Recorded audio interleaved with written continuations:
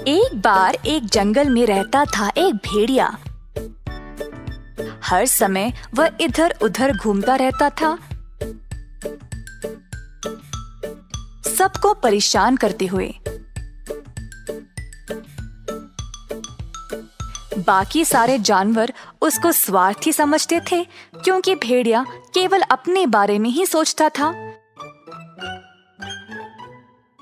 जब कोई भी उसकी मदद के लिए आता तो उनको मना करके वापस भेज देता था। एक दिन भेड़िया जंगल में ऐसे ही घूम रहा था। वह बहुत भूखा था और खाना के लिए ढूंढ रहा था, जब उसको दूर एक बैल का मांस नजर आया।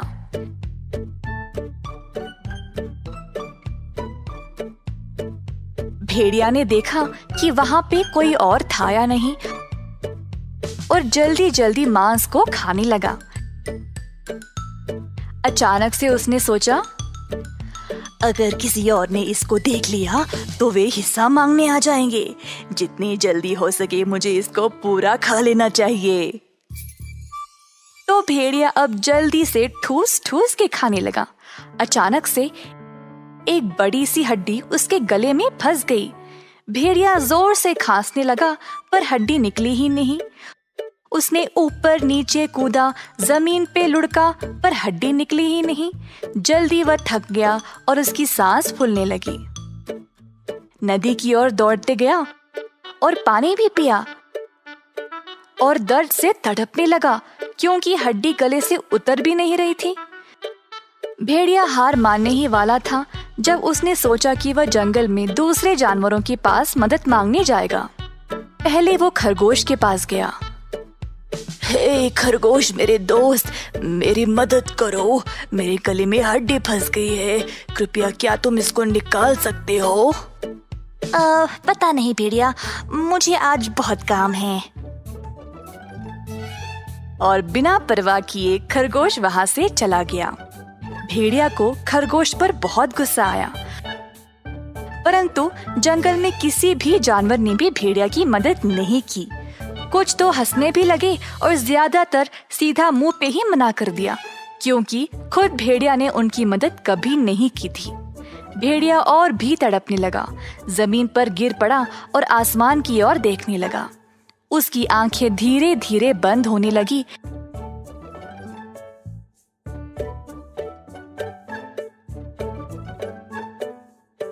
जब उसने एक सारस को उड़ते हुए देखा, उसने सारस को पहचान लिया था और तुरंत उसको पुकारा। हे सारस, मेरे पुराने दोस्त, कृपया मुझे तुम्हारी मदद की जरूरत है। अपने इस दोस्त की मदद कर दो। सारस भेड़िया के पास आई और बोली, सबसे पहले तुम मेरे दोस्त नहीं हो, और ऐसा क्या हो गया कि तुमको मेरी मदद की जरूरत पड़ी है? मेरे गले में हड्डी फंस गई है। बहुत कोशिश की पर निकल ही नहीं रहा। मैंने सबको पूछा पर किसी ने भी मेरी मदद नहीं की। मेरी मदद करो, नहीं तो मैं मर जाऊंगा। तुम मेरे कुछ नहीं लगते हो, फिर भी मैं तुम्हारी मदद करूंगी। जी हाँ, कमाल है। चलो अब जल्दी से निकाल दो ताकि मैं अपने रास्ते निकल पड़ूं। ना ना, इतनी जल्दी नहीं। तुम्हें मुझे मेरी मदद के लिए इनाम देना पड़ेगा, नहीं तो ऐसे ही हड्डी के साथ रह सकते हो। अच्छा ठीक है, मैं तुमको इनाम दूंगा। अब इसको जल्दी बाहर निकालो। मुझसे वादा करो। हाँ, मैं वादा करता हूँ, सच में। भेड़िया ने अपना मुंह पूरा खोला और सारस ने आसानी से हड्डी को बाहर निकाल दिया। भेड़िया का गला आखिरकार खुल गया और वह फिर से आराम से सांस लेने लगा। भेड़िया खुशी से कूदने लगा और निकलने ही वाला था जब सारस उड़कर उसके आगे आ खड़ी। कहाँ जा रहे हो? मेरा इनाम कहाँ है? इनाम? कौन सा इनाम? तुमने वादा किया था कि तुम इनाम दोगे मेरी मदद के लिए। दो अभी।